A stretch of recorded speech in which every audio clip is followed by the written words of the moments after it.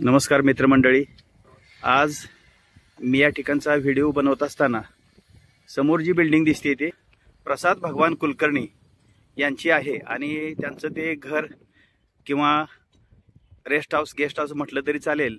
आणि या बाजूला एक आहे गझेबो आणि समोरच्या बाजूला जे मी गार्डनचं काम केलेलं आहे, तर हे गार्डनचं काम दाखवण्याचा हेतू आहे। आणि याचे जे आर्किटेक्ट आहेत ते गोसावी साहेब औरंगाबादचे आहेत आणि गार्डन डिझायनर जे आहेत, गार्डन कन्सल्टंट, ते प्रशांत देशमुख पुणे येथून आहेत। आणि हे जे काम केलेलं आहे, तर हे काम मी यातून दाखवतोय। बाजूला जो दिसतोय तो गेटच्या आत आल्यानंतर डाव्या बाजूला आहे, तर हा आहे गझेबो आणि या ठिकाणी आहे मेडिटेशन हॉल। आणि समोरच्या बाजूला चबुतरा दिसतोय त्यावरती मूर्ती बसवली जाईल असं मला माहिती मिळालेली आहे। या गझेबोच्या बाजूने लॉन लावलेलं आहे आणि पारिजातकाची झाडं लावलेली आहेत।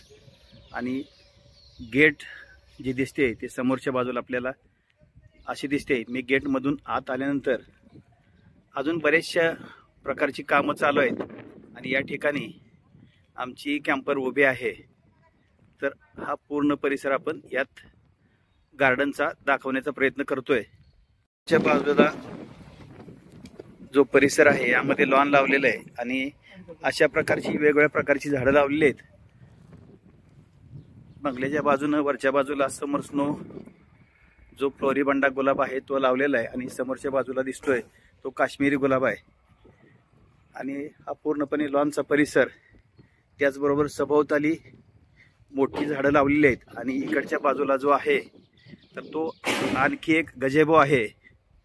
कामं चालू असल्यामुळे पाठीमागे बॅकग्राऊंडला वेगवेगळ्या प्रकारचा आवाज येतोय आणि ही झाडं लावून आम्ही पुढच्या भागातलं जे आहे ते रेकॉर्डिंग करून घेतोय। अजून काही बरीचशी कामं राहिलेली आहेत, पण गार्डनचं काम माझं 99% मी संपवलेलं आहे। हा समोरच्या बाजूने काश्मीर गुलाब लावलेला आहे आणि पाठीमागच्या बाजूला अनंत। आणि या ठिकाणची काही झाडं लावायची राहिलेली आहेत, तर ती उद्या पूर्ण केलं जाईल। आणि या बाजूने तिसरा गझेबो दिसतोय आपल्याला, या बाजूने मोठी झाडं लावलेली आहेत आणि या ठिकाणी काम चालू असलेलं आपल्याला दिसतंय। त्याचबरोबर पावसाची रिमझिम सुरुवात झालेली आहे आणि पाऊस येण्याची शक्यता आहे। तर या भागातही पूर्ण प्लांटेशन झालेलं आहे। तर हेही प्लांटेशन जे आहे, हे जे झाडं लावलेली आहेत हे कव्हर करतोय आपण। या ठिकाणी फक्त लाल रंगाची जास्वंदी लावलेली आहे।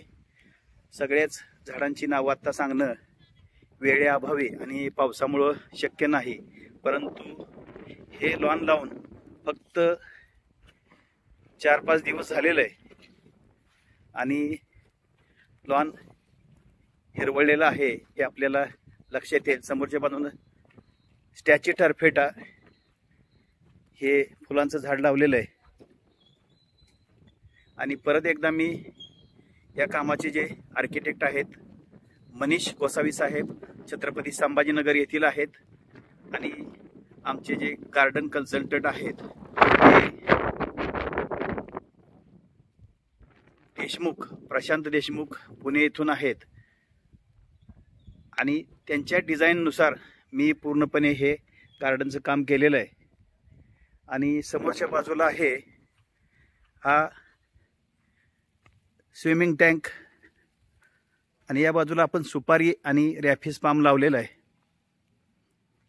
पाऊस चालू आहे, पण पावसामध्ये थोडंसं रेकॉर्डिंग करतोय मी। अजून स्विमिंग टँकमध्ये पाणी भरलेलं नाही। मोठ्या माणसासाठी हा आहे आणि दुसरा आहे तो छोट्या मुलांसाठी आहे। आणि या बाजूनं रेड मच्छरा ही व्हरायटी लावलेली आहे। आता याचं नाव रेड मच्छरा काय हे सांगू शकत नाही मी, कारण रंग हिरवा आहे पण नाव रेड मच्छर आहे। आणि पुढच्या बाजूनं काही मोठी झाडं दिसत आहेत आपल्याला वेगवेगळ्या प्रकारची, तर ती मोठी झाडं लावलेली आहेत आपण।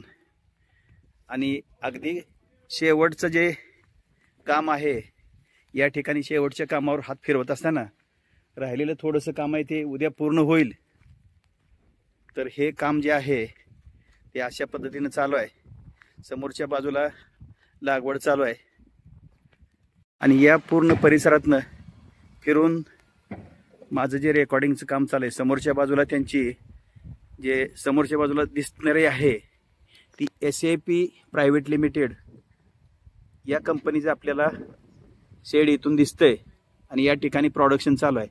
तर गजेबोच्या पलीकडच्या बाजूला जो निळा आणि पांढरा रंग दिसतोय तर तो SAP इंडस्ट्रीजचं जे प्रोडक्शन चालू आहे ते आहे आणि याचे ओनर आहेत श्रीयुत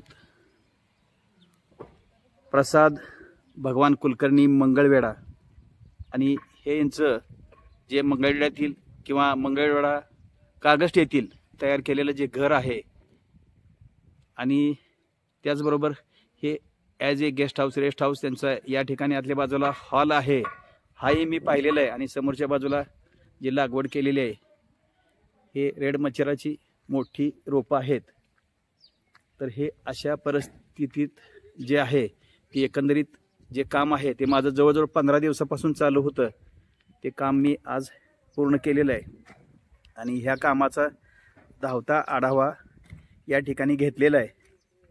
तर परत ही झाडं वाढल्यानंतर 1 महिन्या 2 महिन्यानंतर या कामाचा परत एकदा मी व्हिडिओ करेन आणि त्यावेळेस हे काम कसं दिसेल याचा अंदाज मला आहे. परंतु तुम्हाला सगळ्यांनाच हे काम परत एकदा बघायला निश्चितच मिळेल.